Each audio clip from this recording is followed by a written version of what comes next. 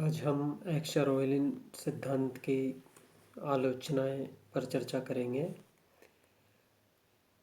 जहाँ तक एक्स-रोयलिन सिद्धांत की बात है, तो यह सिद्धांत यद्यपि रिकार्डो के सिद्धांत से अनेक दृष्टि से श्रेष्ठ है, किंतु इसके बावजूद भी अनेक अर्थशास्त्रियों ने एक्स-रोयलिन सिद्धांत की आलोचनाएं की है। प्रमुख आलोचनाएं इस प्रकार है। अवास्तविक मान्यताएं, अनरियलिस्टिक एजम्पशंस।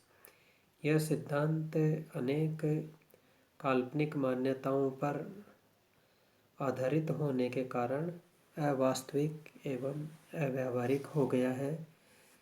इस सिद्धांत की जो अवास्तविक मान्यताएं हैं, उनमें पूर्ण प्रतियोगिता की विद्यमानता, परिवहन लागतों को शून्य मानना, उत्पादन के साधनों को गुणात्मक दृष्टि से समान मानना, पूर्ण रोजगार व समान उत्पादन फलन की मान्यता।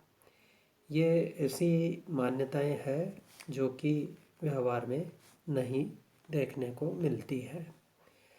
नेक्स्ट, व्यापक सामान्य संतुलन प्रणाली विकसित करने में असफल। प्रोफेसर हेबरलर के अनुसार यद्यपि ओहलिन का सिद्धांत कम अमूर्त एवं वास्तविकता के निकट है, फिर भी यह एक व्यापक सामान्य संतुलन प्रणाली को विकसित करने में असफल रहा है।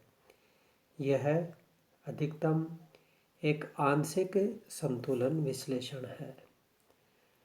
अगला बिंदु है, वस्तुओं की कीमतें उत्पादन के साधनों की कीमतों से निर्धारित नहीं होती।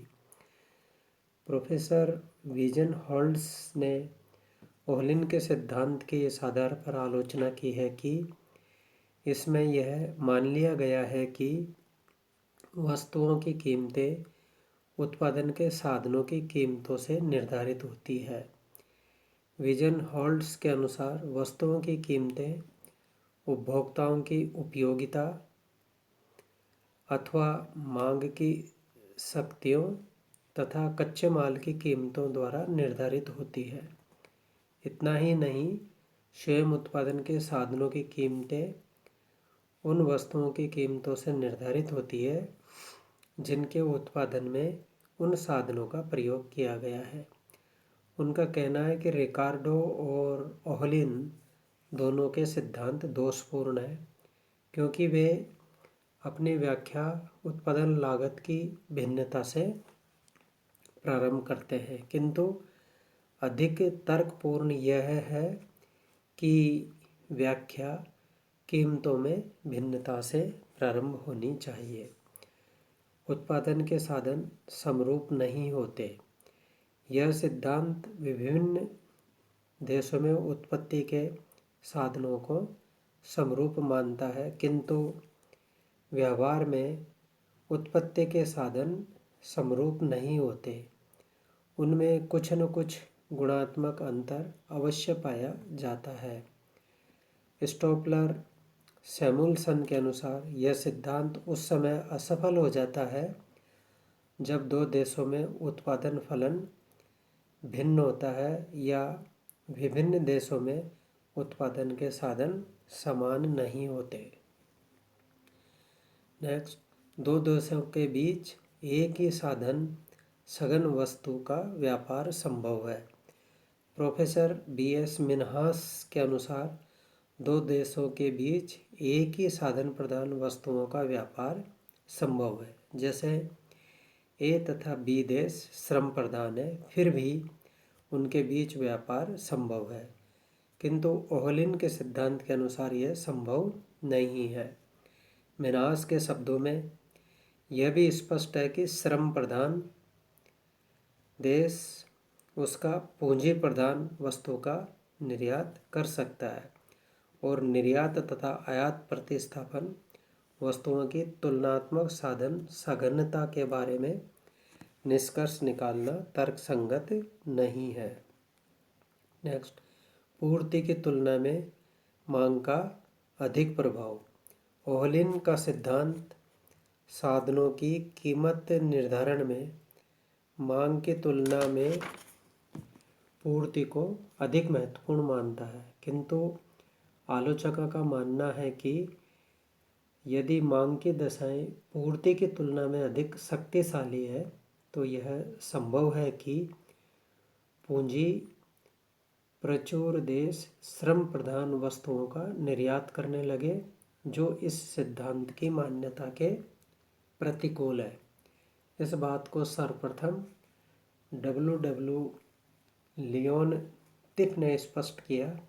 इस कारण इसे लियोनतिफ का विरोधाभास, लियोनतिफ पैराडॉक्स कहा जाता है। अगला बिंदु है तुलनात्मक कीमतों में अंतर के अन्य कारण। दो देशों में वस्तुओं की सापेक्ष कीमतों में अंतर उनमें पाए जाने वाले साधनों की उपलब्धि में अंतर के अलावा अन्य कारकों की वजह से भी हो सकता है, जैसे साधन की गुणात्मक भिन्नता, उत्पादन तकनीक का अंतर, उपभोक्ताओं की रुचि और पसंदगी अधिमान में अंतर आदि आदि। ओहलिन ने इस बात को भी स्वीकार किया है। प्रतिष्ठित सिद्धांत से श्रेष्ठ नहीं। हेबरलर के मतानुसार ओहलिन का सिद्धांत रिकार्डो के सिद्धांत से उत्तम नहीं है, क्योंकि इन दोनों में मौलिक अंतर नहीं है। प्राकृतिक साधनों और साहसिकी भूमिका की उपेक्षा। हेक्स्चर-ओहलिन सिद्धांत में प्राकृतिक साधन और उद्यमी दोनों की भूमिका की अनदेखी की गई है। अंतर्राष्ट्रीय व्यापार में अनेक ऐसी वस्तुएं होती है जिनके उत्पादन और निर्यात में प्राकृतिक साधन की भूमिका अत्यंत महत्वपूर्ण है। वस्तुतः प्राकृतिक साधनों के वितरण की संरचना व्यापार की संरचना को प्रभावित करती है। उदाहरण के लिए जापान तैयार मछलियों का, नॉर्वे व स्वीडन समाचार पत्रों के कागज का शुद्ध निर्यातक है, क्योंकि यहाँ की प्राकृतिक दशाएं इन वस्तुओं के उत्पादन के लिए अनुकूल है।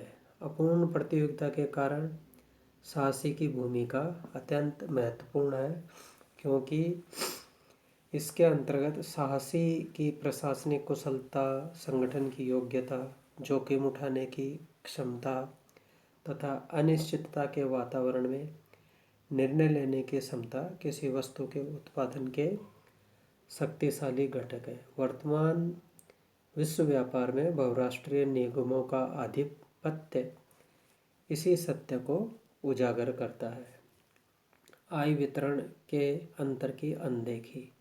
कुछ आलोचकों का यह मानना है कि दो देशों में समान साधन अनुपात होने के पश्चात भी उनके बीच आय वितरण के अंतर के कारण व्यापार हो सकता है, क्योंकि आय के वितरण का अंतर उपभोक्ताओं के पसंदगी अधिमान मांग की दशाओं में अंतर उत्पन्न करता है।